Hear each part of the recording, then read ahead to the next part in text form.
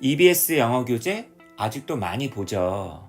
수능 직접 연계가 안 되다 보니까 반드시 구입하고 반드시 공부해야 된다라는 그런 이미지는 좀 없어진 것 같은데, 많은 학교에서 고등학교 2, 3학년 내신 교재로 채택도 하고, 그 다음 현실적으로 다른 어떤 교재보다 가격적인 면이나 질적인 면이나 떨어지지 않고 오히려 상회하는 면도 있잖아요. 그런 점에서 여전히 많은 분들이 EBS 교재를 보는 것 같습니다. 자, 그런데 보다가도 가끔씩 화가 날 때가 있잖아요. 한글 해석지를 봐도 잘 이해가 안 될 때. 그건 다른 교재도 마찬가지일 것 같긴 한데. 그 다음, 깍두기처럼 생겨먹은 똑같은 모양, 똑같은 길이의 지문들이 계속 반복해서 나온다랄지, 뭐 이런 것들을 보면은 가끔 집어 던지고 싶을 때도 있습니다. 하지만 가끔씩 아주 이런 좋은 원서에서 발췌된 지문을 만나게 될 때, 참 EBS 교재로 공부하는 것도 참 재밌다, 이런 생각을 하게 되는 것 같아요. 단 조건이 있죠. 그 지문을 누가 썼는지, 그리고 어떤 책에서 발췌된 것인지를 알았다라는 전제에서. 제가 이제 최근에 그 수특영어 14강 3번 그 지문을 얘기하면서 문제도 쉽다, 그런데 글을 다 읽고 나서 그 뒤가 되게 궁금하더라 해가지고 제가 원서를 찾아봤더니만, 이야, 이게 뭐야?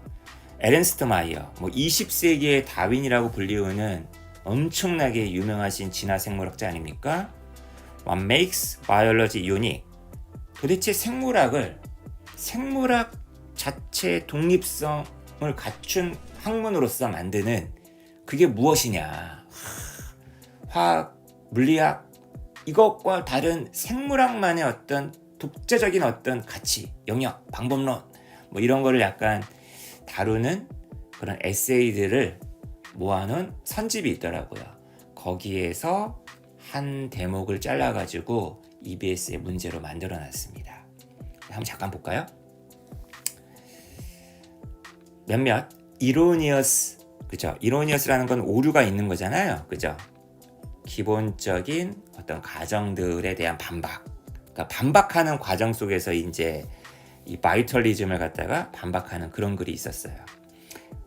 이거 좀 읽어보시면 알겠지만 여기서부터 여기까지, 아이고야, 우리 EBS 지문하고 토시 하나, 글자 하나 빠뜨리지 않고 정확하게 요걸 가지고 와서 문장 삽입 문제를 냈습니다. 제가 다 읽고 나서, 그래, 데카르트로 대표되는 기계론적인 어떤 사고, 아니 생명체를 갖다가 그냥 기계적인 어떤 그런 과정으로만 봐야 돼? 거기에 반박하는 활력론자들, 야, 눈에 보이지 않는 어떤 생명 현상을 일으키게 만드는 힘이 있다고, 그죠? 토시 하나, 글자 하나 빠뜨리지 않았다는 건 아니네요, 그죠? 요 단어를 빠뜨렸네. 레벤스크라프트. 그러니까 레벤이라는 게 이제 그 독일어로 이제 생명이잖아요. 크라프트라는 거는 이제 능력, 기술, 이런 거고요, 그죠? 자, 바이털리즘이 그러면 옳은 거냐? 그래서 저 궁금하더라고요. 그럼 무조건 바이털리즘이 옳은 거냐? 아니라고 이제 이 책에서는 얘기하고 있습니다. 한번 읽어볼게요. 바이털리즘은 인기가 있었대요, 그죠? 언제부터 언제까지? 17세기 초부터 20세기 초까지. 꽤 최근이네요, 그죠? 그것은 아주 자연스러운 반응이었다는 거야. 그 데카르트의 크레스한, 성글지 못한, 아주 천박한, 그죠? 메커니즘에 대한, 그죠? 그래서 이제 앙리 베르소, 그 다음에 한스 드리쉬라는 어떤 철학자들이, 그죠? 이 바이털리즘을 갖다가 얘기했다라는 거죠, 그죠? 아주 저명한 바이털리스트들이었다, 20세기 초에. 그 다음에 바이털리즘의 어떤 끝은 언제 왔냐면, 이 대목이 저는 되게 중요하다라고 저는 봅니다. 더 이상 어떠한 지지도 찾을 수가 없었기 때문에 더 이상 이제 과학계에서 받아들여지지 않은 거죠. 자, 이것에는 두 가지 원인이 크게 작동했다는 겁니다. 자, 첫 번째, 성공하지 못한 실험들. 문자 그대로 수천 번, 정말 계속 실험을 해봤나 보네, 그죠? 실험을 왜 했다는 거예요? 그죠? 이 레벤스크라프트, 그 힘이 있냐, 생명력이라는 게 있느냐, 존재하는 것을 갖다가 증명하기 위한, 보여주기 위해서 시행된 어떤 실험들이 있었는데 이게 다 실패했다는 거예요, 그죠? 야, 역시 과학. 두 번째로는 깨달음, 새로운 생물학. 그죠? 바로 이겁니다. 유전학이라든지 분자생물학. 이게 어떻게 보면 굉장히 그 과학적인 생물학이잖아요. 이런 새로운 생물학이 뭐 할 수 있었다? 모든 문제들을 갖다 해결할 수 있었다는 거야. 아니, 과학적으로 설명이 가능한데 이런 걸로 설명이 가능하다는 거죠. 다른 어떤 방법론이 과학이 나왔다는 거죠. 그죠? 과학자들이 전통적으로 인보크했었던 레벤스크라프트. 그러니까 어떤 문제들에 대해서 항상 답을 갖다가 레벤스크라프트라고 대답을 했었는데 얘를 소환했단 말이야. 인보크했단 말이야. 그런 문제들에 대해서 꼭 굳이 얘를 갖다가 이용하지 않더라도 설명할 수 있는 방법이 생겼다는 거죠. 다시 말해서 레벤스크라프트라는 어떤 프로포절은 그냥 불필요하게 되었다는 거예요. 그죠? 그렇구나.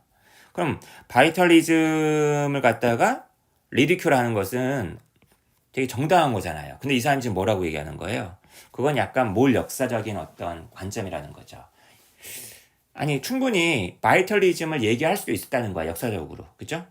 자, 예를 들면은 드리쉬와 같은 어떤 주요 바이털리스트들의 어떤 그 글을 좀 읽어보면은 동의할 수밖에 없다라는 거예요.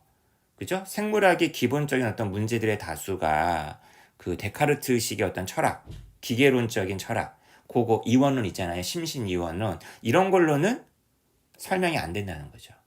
거기서는 그냥 단순히 유기체가 기계로만 설명이 되니까. 최근에도 환원론이라 그래가지고 계속 인간을 하나의 뭐 컴퓨터로 본다든지 아주 정밀한 기계로 본다든지 그런 관점이 있잖아요. 그게 아직까지도 반박을 하기 위해서 이런 것들을 이용할 수 있다는 얘기인 것 같아요. 그죠? 특히 이런 어떤 발달 생물학자들이 몇 가지 도전적인 어떤 문제들을 갖다가 제기했다는 거죠. 그러니까 나름 여기 안에서의 어떤 문제가 나중에 굉장히 생물학의 발전에 기여하였다는 얘기죠. 예를 들어서 어떻게 하면 야, 너네 기계라고 얘기하는 놈들 있잖아. 기계가 어떻게 상실된 어떤 부품들을 갖다가 다시 소생시킬 수 있어. 우리 왜 가끔 보면은 왜 살점이 떨어져 나갔는데 거기 살점이 다시 막 살아나잖아요. 근데 기계는 그게 불가능하지 않느냐는 얘기죠. 야, 그 다음에 기계가 자식 낳는 거 봤어? 그죠? replicate itself. 그죠? 두 개의 기계가 하나의 기계로 fuse into 할 수 있어? 마치 어떤 것처럼 두 개의 게밋, 뭐 생식 그 세포가 자이거트, 하나의 자이거트, 수정란 같은 거겠죠? 이런 것을 어떻게 만들 수 있겠냐 이런 얘기예요 지금. 그죠? 바이털리스트들의 어떤 이런 아주 결정적인 핵심적인 어떤 논리, 이것은 아주 임페커블, 결함이 없었다. 굉장히 수준급의 단어 나왔네요. 그죠? 경찰대학교 준비하시는 분들은 이 impeccable 같은 단어들은 알고 있어야 돼요. 굉장히 긍정적인 단어입니다. 오류 없는, 그죠? 플로리스, 완벽한, 흠을 찾을 수 없는, 그죠? 하지만 과학적인 해답, 뭐에 대한 이런 소위 말하는 바이털리스틱 피노미나에 대한 과학적인 대답을 갖다가 찾으려는 그들의 모든 노력은 실패였다는 거죠. 수세대에 걸친 이런 생기론자들, 바이털리스트들은 아주 노력을 했는데 결국 실패하게 되었다는 거죠. 과학적인 해결책을 갖다 찾아내는데 레벤스크라프트에 대한. 그러다가 마침내 뭐 하게 되었다? 대절이 분명하게 되었다는 거죠. 그런 힘이 존재하지 않더라라는 게 분명하게 되었다는 거죠. 그것이 바로 바이털리즘의 끝이었다. 그래서 14강 3번을 읽고 나서 가졌던 궁금함들이 이 원서를 다 읽고 나니까 좀 약간 해소가 된 것 같은데 더 궁금해지네요. 도대체 분자생물학은 또 무엇인지. 그죠? 그 다음에 유전학은 어떻게 해서 이런 생명현상을 설명하고 있는지. 그리고 20세기 들어와서 왜 되게 그 생물학자들 간의 논쟁이 되게 많잖아요. 뭐 사회생물학. 저도 그 사회생물학 논쟁과 관련된 책을 읽다가 너무 두꺼워서 한 3분의 1쯤 읽고서 지금 약간 보류 상태에 있는데, 이 에른스트 마이어가 엄청나게 언급이 많이 되거든요.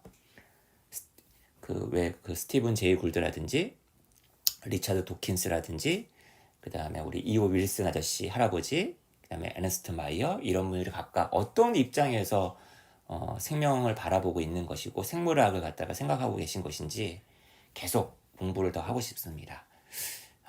이렇게 해서 이 에른스트 마이어라는 거장의 책을 한 대목이나마 읽어보고 영접하고 받아들인 것에 대해서 만족을 해야 될 것 같아요. 아, 수능 특강 영어야 고맙다. 이런 글을 읽게 해주는 통로 역할을 해줘서.